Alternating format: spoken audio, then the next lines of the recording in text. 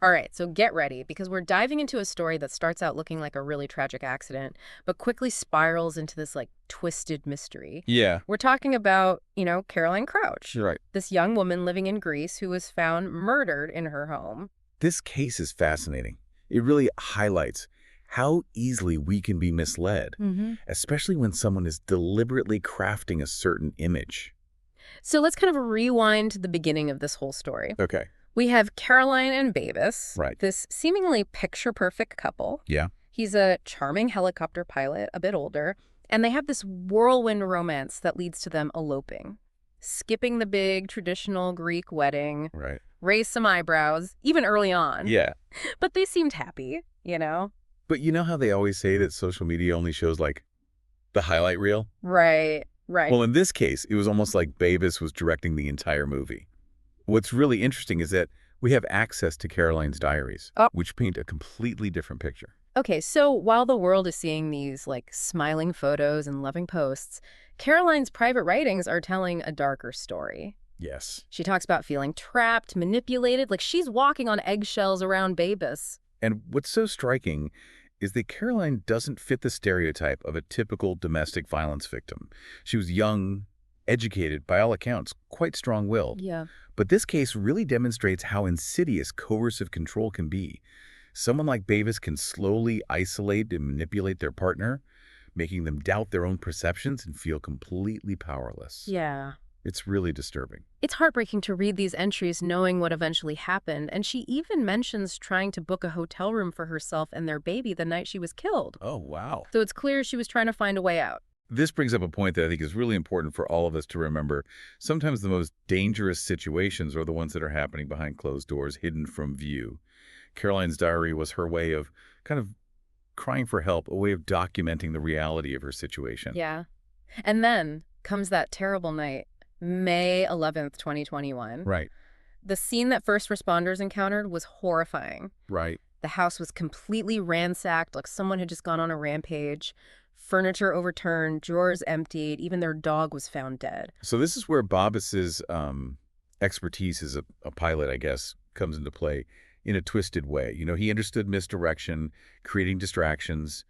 The staged crime scene was incredibly elaborate, clearly designed to, throw investigators off the scent. It was a classic case of too perfect, Right. too chaotic to be entirely believable. So Babis is discovered tied up. Their baby is thankfully unharmed, but obviously distressed. And then there's Caroline. She was found lifeless. It's a scene that would just shake anyone to their core. And initially, everyone was fooled. Bavis played the role of the grieving husband perfectly. He told police a story about three masked intruders breaking into the house, demanding money, and tragically killing Caroline during a struggle. Yeah. It's a story designed to evoke sympathy, place the blame squarely on these, unknown assailants. And at first, the police had no reason to doubt him. Right. They launched a full-blown investigation, chasing down every lead. What's interesting here is that even from the beginning, there were inconsistencies in Bavis's story. Little things that didn't quite add up, but they were easy to overlook in the midst of such a shocking crime. So even with this massive manhunt underway, investigators are starting to notice some cracks in Babis's narrative. Exactly. For example, the basement window that Bavis claimed the intruders entered through. Tiny. Way too small for a grown man to squeeze through, especially not in the way that he described. Then there were the neighbors. Despite Bavis describing this violent confrontation, no one reported hearing anything unusual. So it seems like the more investigators dug, the more these inconsistencies started to pile up. Right. That's when they discovered something that would completely change the course of the investigation. Yeah. A seemingly insignificant detail that turned out to be the key to unlocking the truth. This is where it gets really interesting. Tell me, what was this crucial piece of evidence that shifted everything? Well, you got to remember that this case took place in 2021. Technology was everywhere, even on our wrists. Wait, are you talking about Caroline's smartwatch? Precisely. Yeah. It might sound like something out of a spy movie. But Caroline's smartwatch was tracking her heart rate, and the data that it captured told a story that directly contradicted Bavis's account. Her heart rate spiked significantly, hours before he claimed the attack even took place. Hold on. So you're telling me that this tiny device, something we wear every day, was silently recording a completely different timeline of events? Exactly. It provided irrefutable evidence that something was terribly wrong long before Bavis claimed the intruders entered the house. This digital evidence, combined with the growing inconsistencies in Babbis's story, forced investigators to take a hard look at the, grieving husband. And suddenly, the man everyone saw as a victim becomes the prime suspect? Right. It's an incredible twist. Yeah. The interrogation was like a real turning point in the case. You have to imagine the pressure Babbis was under. Yeah. The evidence was stacking up against him, and the police were just relentless in their questioning. So after building this whole elaborate story, did he stick to his original narrative, or did the cracks start to show? It's remarkable how long he managed to maintain that fabricated story. Wow.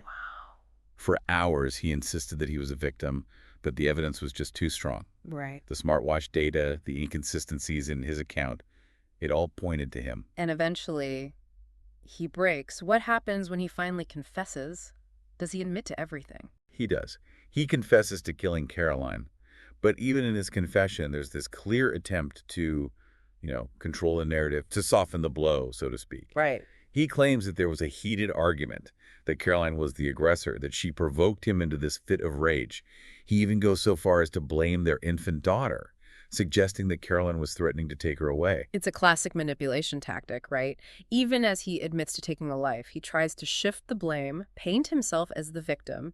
Did investigators buy it? Not for a second. Oh. They saw right through his attempts to downplay his actions. Okay. They had the forensic evidence, which told a very different story.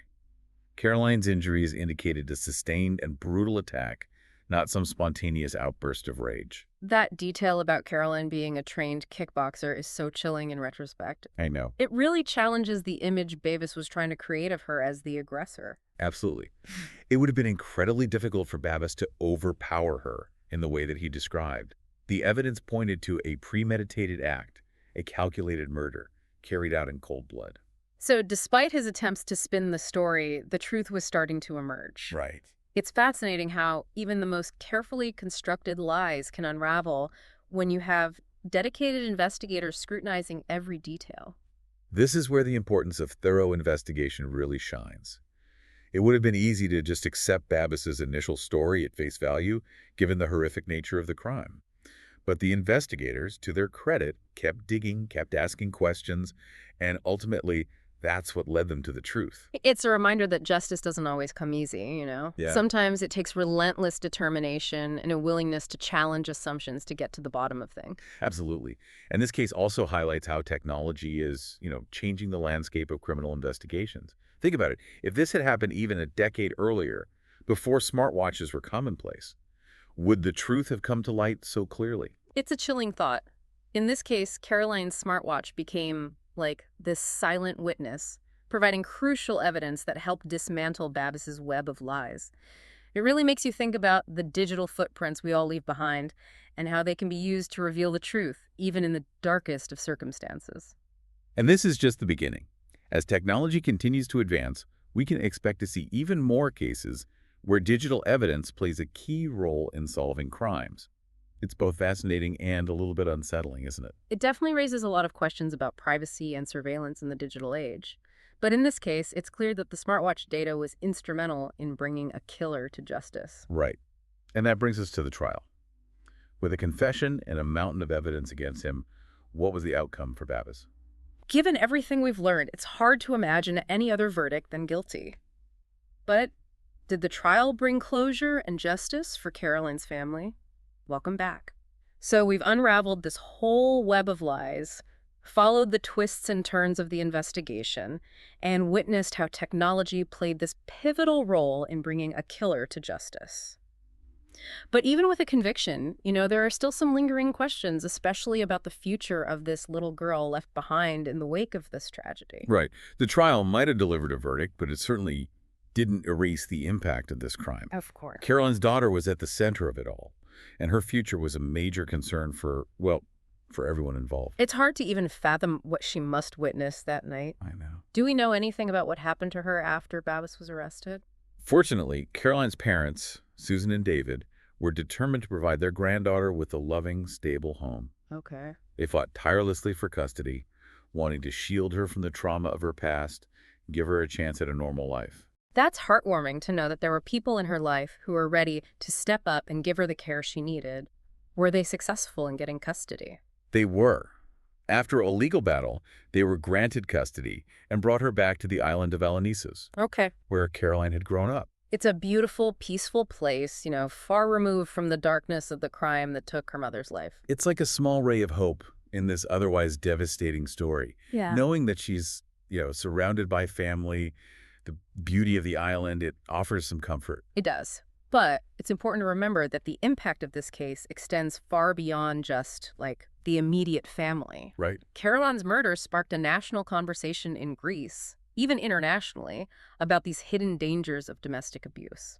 It's a reminder that, things aren't always what they seem. Yeah. Babas presented this, like, carefully crafted image of this happy family man. Right. But behind closed doors, a very different reality was playing out. Exactly. Mm. And Caroline's story, sadly, isn't unique. Yeah. It's a stark reminder that domestic violence can happen to anyone, regardless of age, social status, or even outward appearances. Mm. Her diary entries, which were shared during the trial, provided this, like, chilling glimpse into the insidious nature of coercive control. Right. It's so important to talk about these issues, to Right. raise awareness and to encourage people to recognize the signs of abuse. Often, as we saw in this case, the victims themselves, might be hesitant to speak out. They may not even realize they're in danger. That's why it's crucial for, friends, family members, even coworkers to be vigilant, to pay attention to, like, subtle changes in behavior and to offer support to anyone who might be struggling in a controlling or abusive relationship. Yeah. Caroline's case also brought to light the growing role of technology in criminal investigations. Mm. Who would have thought that a simple smartwatch could become such a powerful tool for uncovering the truth? It's incredible, isn't it? In this case, Caroline's smartwatch became like this, silent witness, Right. providing crucial evidence that challenged Babas's fabricated story and ultimately led to his downfall. Yeah? It really highlights how the digital footprints we leave behind can be used to expose deception and bring criminals to justice. It's both fascinating and a bit unsettling. Right. It makes you think about all the data we generate every day Yeah. and the potential implications for privacy and, surveillance. It's a complex issue for sure, Yeah. but there's no doubt that technology is changing the way crimes are investigated and prosecuted. And as technology continues to advance, we can expect to see even more cases where digital evidence plays, this crucial role. So this deep dive has been a journey into this, like, dark and complex story. Yeah. One that started with a seemingly perfect love story and ended with this shocking murder. We've explored the depths of deception, the power of technology, and the importance of looking beyond the surface to uncover the truth. And while justice was served in this case, it came at a terrible cost. Caroline's story serves as a reminder to, be vigilant, to recognize the signs of abuse, and to remember that behind closed doors, a very different reality can exist. If there's one thing to take away from this deep dive, it's the importance of paying attention, listening to those around us, and speaking up when something just doesn't seem right. Because sometimes the most dangerous situations are the ones that are hidden from view.